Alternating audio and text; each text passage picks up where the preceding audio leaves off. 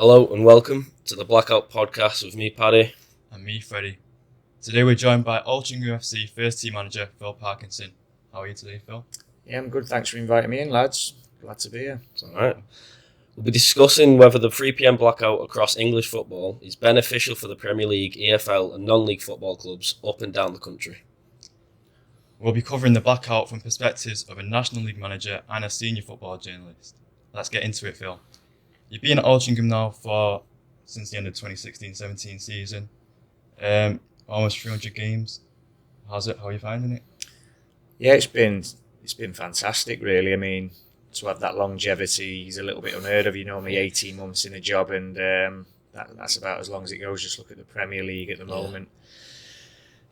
So very lucky that the club has persevered with me, but I'd like to think it's a two-way street. They've had just as much success as we've sort of given them. So, as I said, that sort of two-way street goes hand in hand in football. It's fair to say you've had a great impact on the team. So, over the 292 games that you've had a 68% win percentage. Does it feel good when you're a winning manager?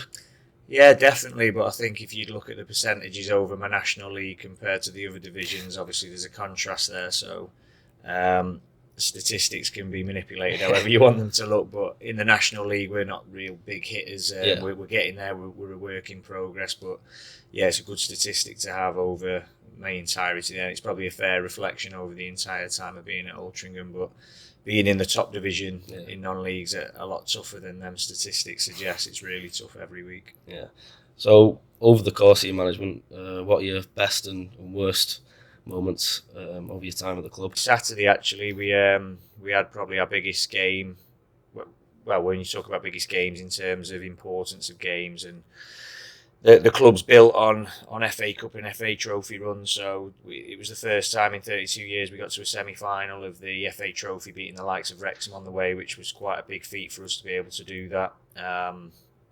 So yeah, we took Halifax all the way 1-0 to the last minute. The rest played 5 minutes of additional time when he said he was going to play 3. So they scored with the last kick of the full time, and it took us to penalties. And unfortunately, we were on the wrong end of the penalties this time. So yeah, devastating, brilliant, but devastating. I think you have done a pretty good job. But now, moving on to the blackout, what kind of benefits do you see at Altrincham with the attendance and revenue?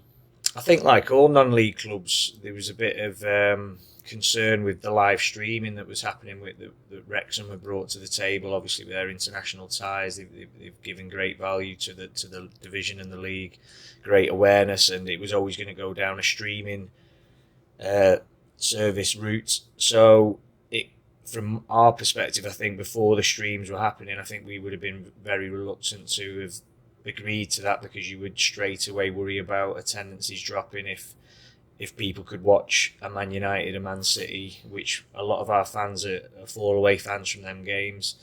But I think looking at how the streams have gone, and I don't really think there has been a big effect, and I don't think there would be. I mean, historically, I think we're the only country in Europe, aren't we, that has the 3 o'clock blackout. It's a very old law, isn't it? It was 60 years ago it was brought into place. There's lots of different platforms now with the streaming, internet services that you can watch football on. So I think moving forward, I don't think it would have a huge effect, and I think there'd be a lot of people who would certainly be up for the 3 o'clock blackout being taken away. Now, I wouldn't have probably said that a season ago, but after the streaming and seeing the effect it's had on us and the benefits from that, and the negatives, I don't really see there being a huge issue with the 3 o'clock blackout being taken out personally. So, in the recent weeks, we've seen that the EFL have announced plans to end their 3 p.m. blackout, which could see multiple channel strike deals to show live matches. The EFL are planning on making all of their 1,656 matches available in the new strategy. Do you think if the EFL were to lift the 3 p.m. blackout, do you think that would have the same effect as if the Premier League were to do that? Yeah, certainly there'll be more effect if the Premier League did it, because we all want to watch Premier League games. But I think that the point that I was trying to make previously was, if you support a team and you've got the opportunity to go, I support Man United. If I could take my son to go watch Man United, I would go and watch Man United rather than watch it on TV. The only negatives that I could see really is on a damp gloomy night in Altrincham, which we do get a few of them, are you going to come out when you could maybe watch something? But you're talking about nighttime games here, so in the afternoon, 3 o'clock, I think if you really support a team, you're going to go watch them, rain or shine. So for me, I can't see there being a huge effect whether the EFL or Premier League did it. It's an interesting country because I'm a Wigan fan, so I think if there was a Liverpool or a Manchester United game on, I think it'd probably, especially on us, I think it would have an impact because, like you say, like pretty much every football fan's got a big team that they support, and being in the middle of the two big cities, it probably would have a big effect. And do you think that, like, the Manchester United fans, do you think that they're as committed to Altrincham, obviously being United fans and Altrincham fans? No, certainly not. I think we have to convert. I think the top and bottom of it is if you're winning games of football and you're putting on something that fans want to come watch, they will come and watch. If you're not winning every week, then they're going to look for an opportunity to go shopping or to watch a different game. So if you're winning, like I said, we had our biggest game for 32 years. We had a bumper crowd, 5,000 people on the gate. So if people would have chose to watch another game, they would have watched that on TV, or they would have stayed away. So you've got to give people something to want to come and watch. And I think if you're winning, people will come naturally, and you'll convert some of them United and City fans. But in general, if you're a United fan and United are on TV, or you're going to go watch United and it's at the same time, they're probably going to do that. So there will be a natural sheddage in some capacity there. But I think you will definitely have your hardcore of fans who are going to come no matter what, and when the bigger games are there, they're going to turn up like as I was alluding to on the Saturday.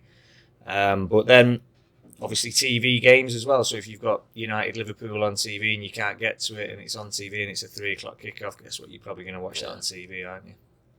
It's an interesting debate. But elsewhere, our producer Noah spoke to Matt Slater, senior football reporter at The Athletic, to hear his thoughts of the football blackout in England and whether it's outdated in modern football. Here's what he had to say.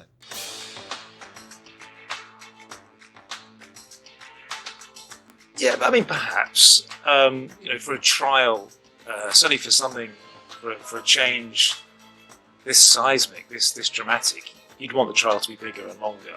So I think it's inevitable that people will draw the same conclusion as you, that it is something of a trial. I just don't think it's a very good trial because, what are you going to learn from one game?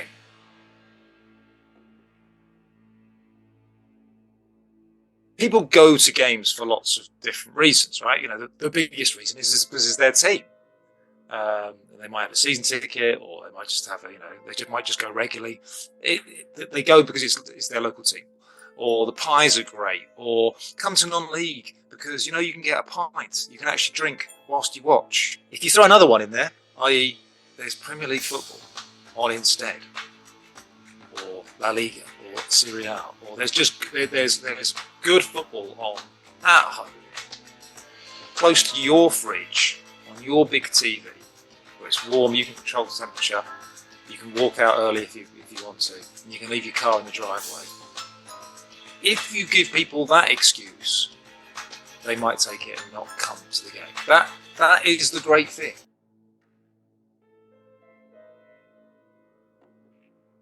I think this is where the football industry is heading. They're getting their heads around this. I think even people who have been so opposed to the idea of scrapping the 3 p.m. blackout for years and years, I think are gradually realising that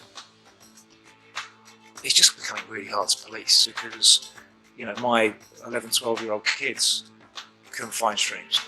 It's impossible to police this. It's silly to try to police this.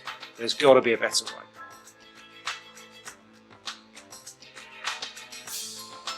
No, I think Rich Masters is being very cute and political and realising that now is not the time for the Premier League to be throwing its weight around and to be saying anything that potentially upsets people further down the pyramid.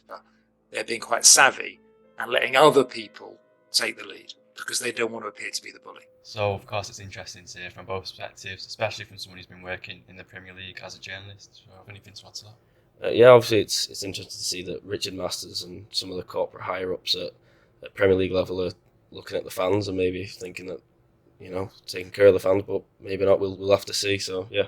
Well, that's all we have time for today. Thanks, Phil, for joining us and discussing the Blackout.